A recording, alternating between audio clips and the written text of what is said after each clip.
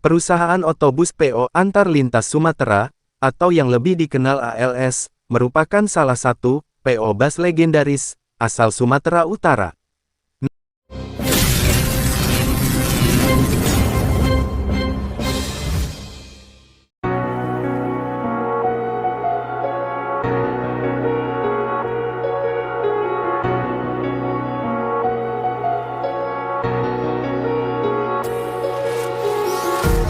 Empty hearts and neon lights, they're playing with my mind. Gotta get out of here tonight. Oh, I wanna run off and fly, and I'll tell myself it's fine to be alone, just to find somewhere that finally feels like home. Oh, oh, oh. I hate all this overthinking. Oh, oh, oh, oh. The more I swim, the more I'm sinking. Assalamualaikum. Halo teman-teman semua, dimanapun kalian berada, semoga kalian selalu dalam keadaan sehat, tanpa kekurangan suatu apapun. Berjumpa lagi di channel CCTV Sapu Jagat. Nah, pada kesempatan kali ini, saya akan mengulas sebuah bus dengan trayek terjauh di Indonesia. Pasti, kalian semua sudah tahu tentang armada bus yang satu ini, yaitu pelari antar pulau, siapa lagi kalau bukan PO ALS. Bus yang paling tangguh dan pemberani. Pada kesempatan kali ini, saya akan membahas tentang sejarah perjalanan bus ALS. Mungkin banyak yang belum tahu tentang sejarahnya. Sebelum saya lanjut ke ulasan videonya, jangan lupa ya, dukung channel ini dengan cara subscribe, like, komen dan share. Dan saya doakan, semoga yang sudah subscribe, dilancarkan rezekinya, dimudahkan segala urusannya, dan dipanjangkan umurnya, Allahumma amin. Oke, kita langsung saja ke ulasan videonya. Selamat menyimak.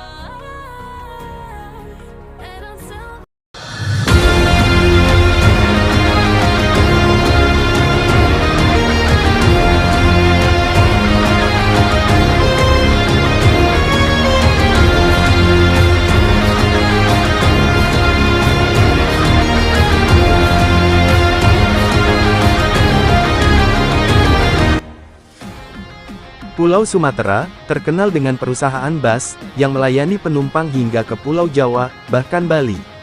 Salah satu perusahaan otobus, yang cukup terkenal, dengan trayeknya yang jauh-jauh, yaitu, Antar Lintas Sumatera. Atau biasa disingkat dengan ALS. Bus, dengan bodi warna hijau ini, menjadi satu-satunya, perusahaan otobus di Indonesia, yang melayani tujuan terjauh, hingga ke kota Jember, Jawa Timur.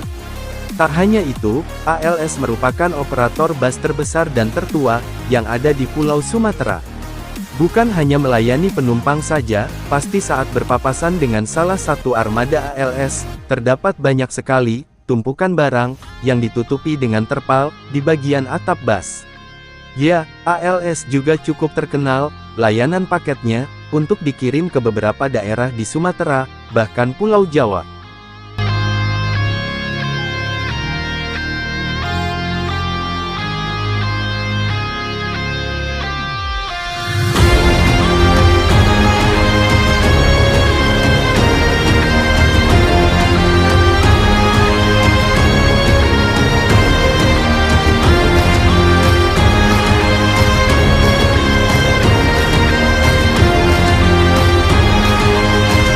Sejarah bus ALS, yang bisa bikin penggunanya, jadi saudara.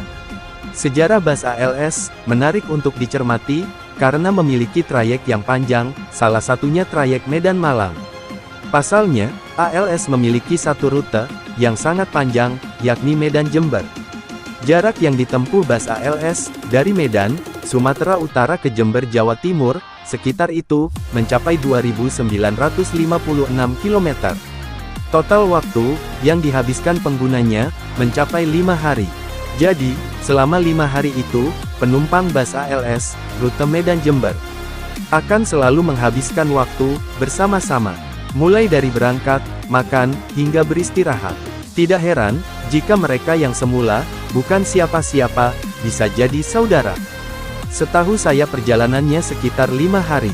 Karena Jakarta Medan aja sekitar 3 hari, lalu Jakarta Jember estimasinya 2 hari, jadi total sekitar 5 hari, pokoknya itu benar-benar jauh.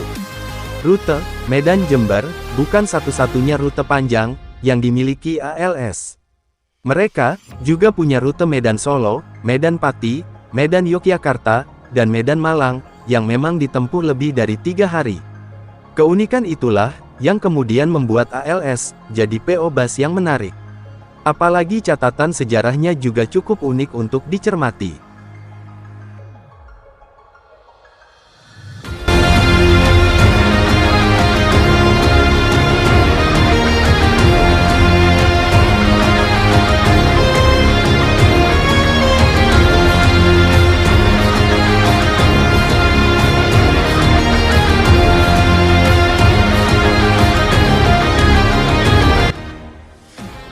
Perusahaan otobus PO Antar Lintas Sumatera, atau yang lebih dikenal ALS, merupakan salah satu PO Bus legendaris asal Sumatera Utara.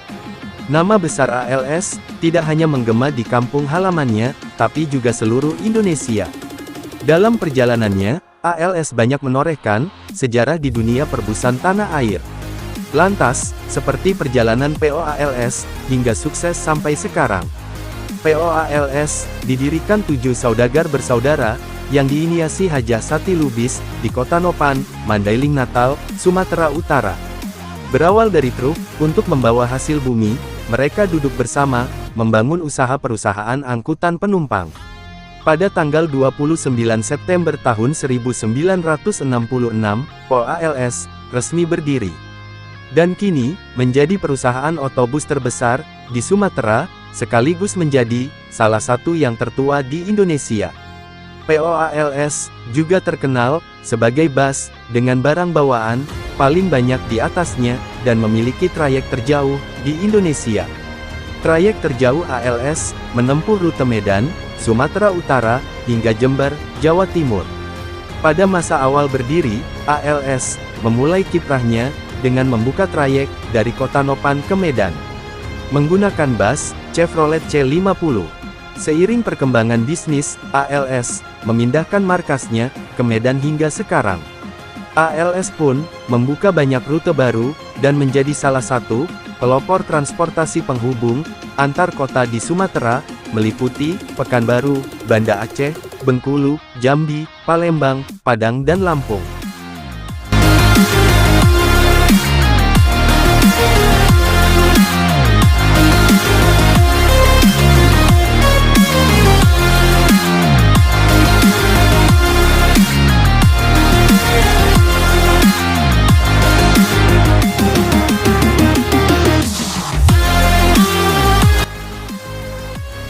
Hingga 1970-an, jangkauan ALS masih belum seluas seperti sekarang. Armada ALS hanya beroperasi di Sumatera, paling jauh ke Bakauheni, karena jika ke Jawa, kapal yang ada belum memadai mengangkut kendaraan besar. Baru setelah memasuki 1980-an, seiring tersedianya kapal feri berukuran besar, ALS mulai menapakkan rodanya di tanah Jawa. Trayek yang dibuka mencakup Jakarta, Bandung, Yogyakarta, Semarang, hingga Surabaya. Saat ini, trayek terjauh dari perusahaan otobus ALS adalah dari Medan menuju Jember. Ini menempuh jarak perjalanan nyaris 3.000 km atau sekitar 2.920 km. Perjalanannya memakan waktu hingga 1 minggu untuk sampai ke kota tujuan. Jarak tempuh yang jauh dan waktu tidak sebentar membuat kru bersama penumpang bersama setiap saat. Dari sinilah banyak para penumpang yang mengenali para kru bus ALS, hingga muncul ungkapan naik sebagai penumpang, turun sebagai saudara.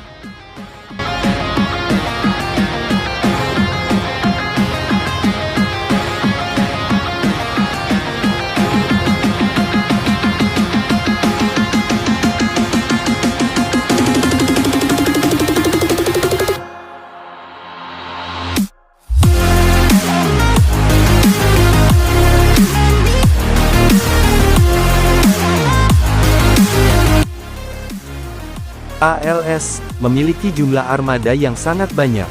Akan tetapi, bus-bus tersebut tidak hanya dimiliki oleh satu pemilik saja. Pemilik bus di ALS dipegang oleh banyak orang, dan bukan dari PO ALS saja. Jadi, sistemnya seperti menanam saham. Contohnya, seseorang menitipkan uangnya menjadi armada bus. Lalu, bus tersebut dipakai dalam sebuah rute. Maka, keuntungannya dibagi hasil antara ALS dan si pemilik bus. ALS memiliki jumlah kantor perwakilan terbanyak di Indonesia. Kepemilikan jumlah kantor perwakilan untuk PO Bus ALS ini disebabkan karena layanan akapnya yang menjajal berbagai lintas ke wilayah-wilayah Sumatera dan Jawa. Di setiap kantor perwakilannya terdapat berbagai fasilitas yang mendukung untuk pekerja maupun calon penumpang.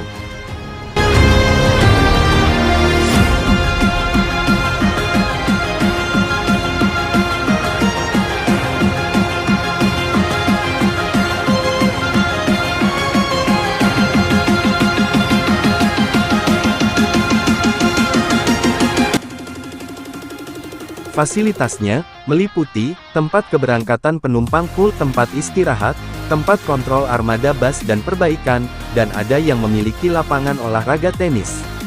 Dari kantor perwakilan ALS yang terdapat di beberapa daerah ini, difungsikan juga untuk saling berkoordinasi agar setiap perjalanan bus akap dengan trayek jauh dapat terpantau dengan baik.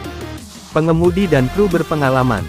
Jauhnya trayek dan lamanya perjalanan yang ditempuh, tak lupa dengan medan jalan yang cukup sulit dilalui, membuat hal-hal seperti ini sudah jadi makanan sehari-hari buat para kru. PO Bus ALS selalu punya pengemudi dan kru yang handal dengan segala masalah yang terjadi ketika di perjalanan. Setidaknya, mereka dibekali ilmu dasarnya. Jarak tempuh yang begitu jauh kadang mengalami masalah dan perjalanan jadi tidak mulus. Hal yang biasanya yang terjadi adalah pada mesin atau mengganti ban yang besar. Biaya operasional yang tak sedikit. Perusahaan yang memiliki trayek yang begitu jauh tentunya mengeluarkan biaya yang tidak sedikit pula dalam sekali perjalanan. Untuk bahan bakar saja, satu rute antar Pulau Sumatera Jawa di ALS harus mengeluarkan biaya yang lumayan banyak. Hal ini belum ditambah dengan tarif penyeberangan dari Pelabuhan Merak ke Bakauheni yang dipatok hingga jutaan rupiah untuk satu bis dalam sekali penyeberangan. Maka dari itu, wajar tarif tiket agaknya sedikit mahal karena sebanding dengan biaya yang mereka keluarkan.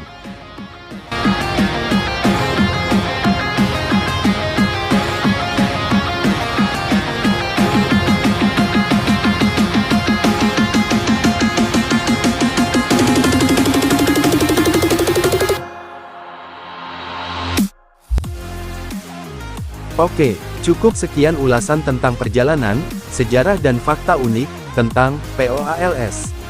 Apabila ada kata-kata yang salah dan kurang tepat, saya meminta maaf. Kritik dan masukan bisa tulis di kolom komentar. Saya pamit undur diri, bertemu lagi di video selanjutnya. Assalamualaikum warahmatullahi wabarakatuh.